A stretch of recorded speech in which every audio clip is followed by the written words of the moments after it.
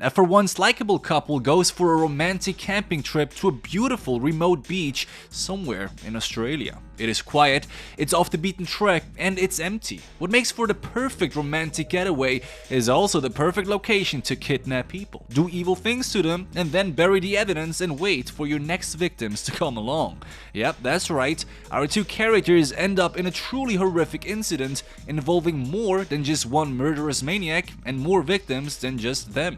Yep, in this video as always, we follow Sam and Ian through their strangely real camping trip, witness the insane cruelty they must go through, and figure out better ways on how to survive and beat the serial killers chasing them in the Killing Round 2016. Let's go!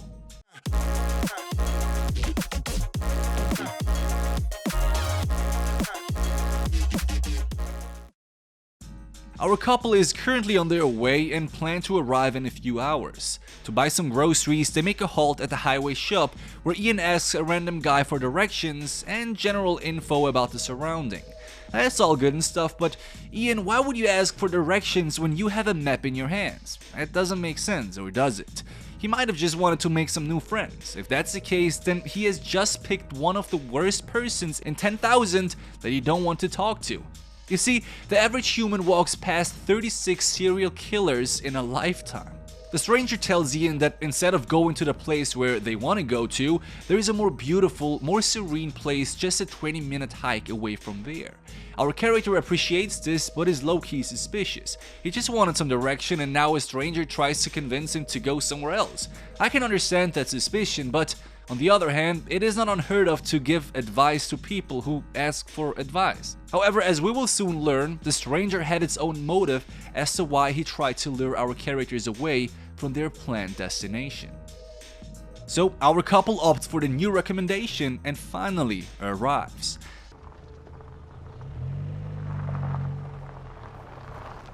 Firstly, this is an amazingly beautiful spot, almost void of any people.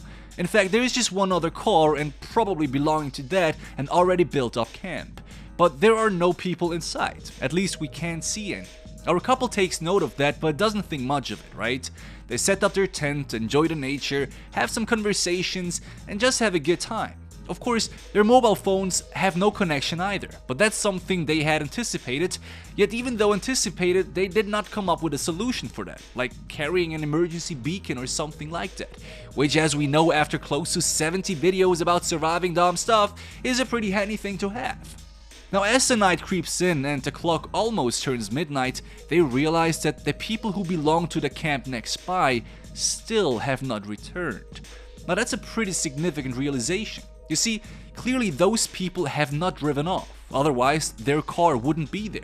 Second, their camp looks neat. They have a fireplace, chairs around it, plus it's just one large tent, indicating that it could belong to a family. But whoever owns that camp is not here. Now, during the daytime, this could mean many things. They could have just gone for a hike. But if they haven't returned by nightfall, one must wonder where they are instead. I mean, there is a pretty big chance something has happened to them, unless you think they have set up another camp, which you don't really do when you already have one with all your valuables still inside. Now, our characters do the right thing and plan to contact a ranger the day after. But things are not that simple, are they? After they check out the empty tent the next day and realize that it's still abandoned, they plan to drive out and contact an authority. Unfortunately though, a flat tire causes them troubles. But that's not all. While Ian is trying to fix the car back up, Sam goes to pick up some of their things back at the tent. On her second walk though, she comes across a collapsed child lying on the ground looking like it's trying to play dead in the most convincing way possible. Now that is a red flag glowing with the strength of 1,000 suns, my friends, alright? This child and the abandoned tent are clear evidence that something must have happened. The question is, what? Now let's analyze that. So Ian can't fix the car, meaning they're stuck there. He then tries to enter the other car and figures that it is unlocked, which is another red flag, right? Now he can't find the car keys though, and therefore plans to leave Sam and the child back to walk back up to the main street and get some help. Now that is a pretty bad thing to do, and here's why. You just found a kid half dead on the floor while you've been suspicious about multiple things during the past 24 hours. that's a bad thing. Something has happened. Either it was an accident or it was a crime. That's it. There are only those two possibilities. And since we can't rule out one or the other, we must act with both in our minds. Anything else would be careless and, dare I say, potentially deadly. Well, leaving back your girlfriend with a dying child while you leave for who knows how long is not a good idea, right? I think we can all agree to that. I mean, even if that girlfriend is Jackie Chan, he would struggle to defend that child if they were to be attacked. So, it's a bad decision. So sticking together is the way to go here. But an even better idea would be to hotwire the other car and drive off into the sunset full of bliss and peace apart from, the undead child on the backseat. But for hotwiring a car, you need to know how that works, which I don't, and probably most people either. So Sam suggests to just drive up with their car instead, which is not too bad of an idea. You would probably wreck your car, but if you drive slowly, you probably won't harm anyone inside. But Ian declines, saying that they would not make it. You see, there are only two right choices here. Either you walk back up to the main street together, or you use your flat tire car and take the risk of effing it up. Now, before Ian can continue with his dumb ideas to leave back his girlfriend and the child, the two are surprised by somebody else arriving.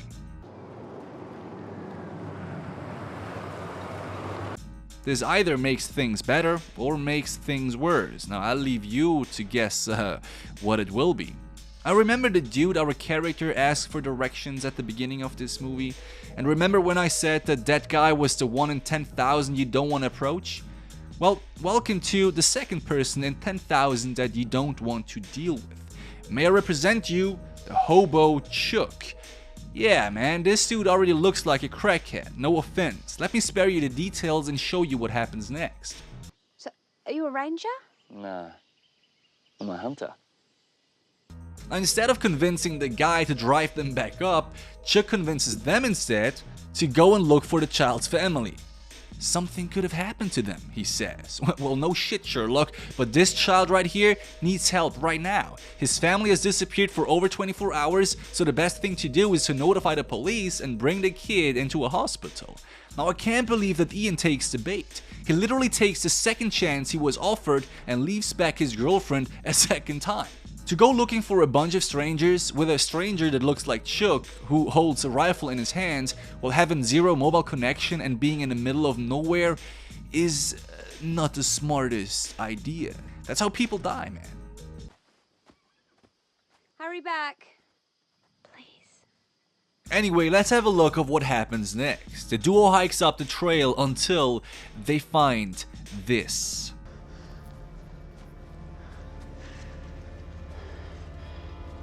A crime scene couldn't be more obvious. As Ian rushes over to try and help them, Chuck is shook because the mother seems missing.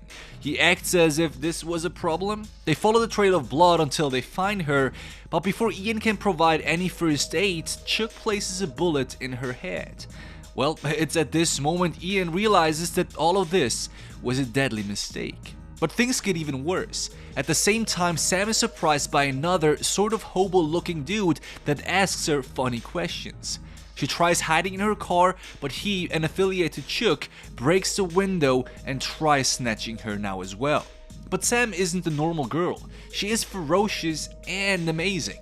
She reacts quickly, attacks him with the knife she has in her hand, and takes the chance to escape, all the while still protecting the child. Cheers to that. Now, before we have a look at the insane chase that breaks out and before we analyze their mistakes, it is important to mention that this movie has two separate timelines. By now, I have only explained the main timeline involving this couple and the odd things they came across. But the other timeline is about the dead family we have just discovered. They had camped here a few days earlier, and now we also know what happened to them. But how did that happen? Well, that family consisted of a mother, a father, a young teenage girl, and of course Ollie, the baby Sam found on the ground before. Now, the day before our couple arrived, the family went for a hike to the nearby falls. The teenage girl stayed back at the camp, alone. Now, the absence of an internet connection and therefore the deprivation of sensory distractions by TikTok and co made her extra paranoid, sitting alone in quietness in an open space. And fair enough, man, I think that's a feeling most of us know. Now, to overcome her anxiety though, she walks back to the car, takes a seat, and locks the door. But she makes two incredibly stupid mistakes. Firstly, she takes a seat in the front. Now, if you want to stay hidden, front seats are the worst seats in a car. The back seats, and to that extent the floor in front of them, are the best places to stay out of sight. Because of the mirroring effect of the windows from the outside, spotting anything on the floor is difficult because the angle is too steep and the interior usually too dark to see anything. The second mistake she made was plugging a bunch of earphones into her ears. That is crazy for two reasons. Firstly, how could you possibly calm down from paranoia when you shut off your hearing? That would make me even more paranoid. I want to know what happens around me, and apart from my vision, my ears give me the next best awareness over that. So when the two hobos come across the car, completely randomly by the way, they didn't plan anything, they spot her in the car and take the opportunity. And that is exactly what makes this movie so insane to watch. It is not about premeditated evil or anything like that, it is pure human animalism born out of opportunity. This girl was in the wrong place at the wrong time. Now, before they can catch her, she honks the car hoping to alert someone around. And she did, but it did not lead to a happy end as we know. Her parents heard the honking, so her dad rushed back, but facing two disgusting monsters with rifles, well, good luck winning this fight. So, this led to the kidnapping of the whole family, apart from Ollie, as we know, and they were led up the same track Ian and Chuck went up, tied to the trees and shot dead after they had been assaulted in the most brutal and most gruesome way you could imagine. Now, at this point, I want to just shout out this movie, man. It's a very good movie. It's extremely well made. Now, for a budget of just short of 900k USD, they did a phenomenal job. Great acting, great direction, and boy, this is a heavy hitter. I mean, I've seen a lot of effed up things, but this in particular leaves a pretty bad aftertaste. It's just too close to reality. There is no over-exaggeration, it's just pure human nastiness, man. Now anyway, the family was murdered, Ollie could escape and be found by Sam, and the mother has been shot the moment Ian came across her, realizing that the culprit was Chuck all along. So let's have a look at how things end. Ian takes a chance and goes for a sprint. Good on that. The trees are a great asset to escape from someone who only has access to a sniper. But the one mistake Ian makes is he hides in the forest instead of running away. I would keep on running for as long as I possibly could. Of course, having a girlfriend nearby that is in imminent danger as well would cause me not to escape. Duh. But for the sake of the argument to survive in Ian's shoes, you better keep on running. If you hide and you're found, you're instantly dead. But Ian isn't the most heroic guy, as we will see anyway. While he is on the run, Sam too is on her own escape. Both are chased by two maniacs with snipers, and both want to survive. As Ian lies down trying to hide himself, Chuck thinks he has him in his scope and shoots. But upon close inspection, he realizes that he has hit his rapist BFF. Now, could you ask for a more satisfying kill? I don't think so. Thank you very much, cinema gods. This was great. Ah, god damn it, man. Anyway, so as one monster is dead, only one more must be overcome. While Ian is still hidden, looking at the scene from a safe distance, Ollie starts to cry. This obviously reveals Sam's location, and it doesn't take a second until Chuck is on his way to kill her too. Now just moments later, he has her in his scope, and it's game over. Or is it?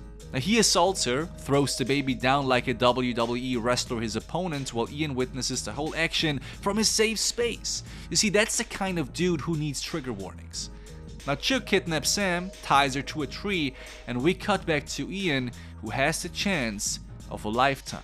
As he stands above the dead monster, he could easily grab the sniper, secretly approach Chuck, shoot him dead, and save his girlfriend, who he has a duty to protect. But guess what? Now instead of picking up the gun and do what he needs to do, he grabs this guy's car keys, turns around, and runs away like a little Can you believe that? Come on, man. So while Ian is running into freedom, his fiancée is casually hanging from a tree, praying to God that a white knight would come for her rescue. Unfortunately though, she was dating a prick. Now as Chuck realizes that he had left the car keys with his dead friend, he stops the cruelty he's inflicting upon Sam, rushes back to the body and tries retrieving them. At this point, two things become clear. Ollie, the baby who had been the latest victim of the infamous chokeslam, has disappeared, making Sam believe that Ian has abandoned her to save the kid. Sure. The car keys are gone too, proving that Ian will soon return, hopefully, with a bunch of men carrying bigger balls than him. And yeah, that's pretty much what happens. But even though the guys he's returning with seem to have a bigger set of balls, they do also show signs of severe mental dysfunctions. As he arrives at the police station and convinces them to drive back with him to save his fiancée, the next mistake is at the horizon. At this point, it's already getting dark as well. Now the strange thing is this one. There are only 2 policemen coming. Can you imagine that in any other country? A serial killer who has a young woman hostage being approached by 2 fat office officers? The States would probably ship multiple squads of elite men to save that girl. Heck, even the Swiss police, whose most scary task is literally to walk down a red light district at 4 AM in the morning, would at least send a bunch of heavy armed dudes. This right here is pretty pathetic if you ask me, especially knowing that this guy has a weapon and killed multiple people. So what do you think happens? Correct, the officers step out of the car, their guns still holstered, spot the girl and whisper, "It's okay," and then are shot dead. Let me skip my comment on that because you already know what I think about this. But here comes the tip of the iceberg. Having solidly taken out the officers, Chuck now takes Ian hostage and blackmails Sam. He will shoot him in 10 seconds unless she comes out of her hideout. Now she has basically just escaped the car during the chaos of the past few minutes and is now hiding in the bushes, right? Also, by the way, they crashed the car, that's why they are still there, which is actually pretty stupid on Chuck's behalf. He probably had more than 1 hour to make for an escape instead of waiting for a potentially deadly squad of elite soldiers to arrive. But lucky him, of course, it was just 2 idiots who didn't understand the meaning of carrying weapons. Chuck says this. "Here's what's gonna happen. You're gonna drive me out of here, or I'll put a bullet in his head. It's your choice." And guess what Sam does? Yes, she rescues her, girlfriend, I guess, again. But she only does that because she believes that he had saved Ollie instead of her before. Well, when she asks him about the kid, he tells her that, nope, I didn't save Ollie, revealing his cowardice and patheticness to her. As all of them ride into the night, obviously at gunpoint by Ollie, Sam has had enough, speeds the car up and deliberately crashes it. But it doesn't end here. As her devil is slowly crawling out of the vehicle, she grabs a massive rock nearby, climbs over the men and smashes his skull like a freaking Neanderthal chick. Let's go, man. Look, say what you want about this, but this is genuinely one of my favorite characters of recent reviews, dude. Well done. They both wake up in a hospital, and, well, that's about it. Ian is probably single from here on out, and Sam, well, we already know she'll be doing alright. Oh, and Ollie, the kid, well, he's probably being raised by wolves or something like this at this point. Anyway, that was it, friends. Thanks for watching. Smash the like button for me if you will. Catch you again next week. Peace out, and binge another one.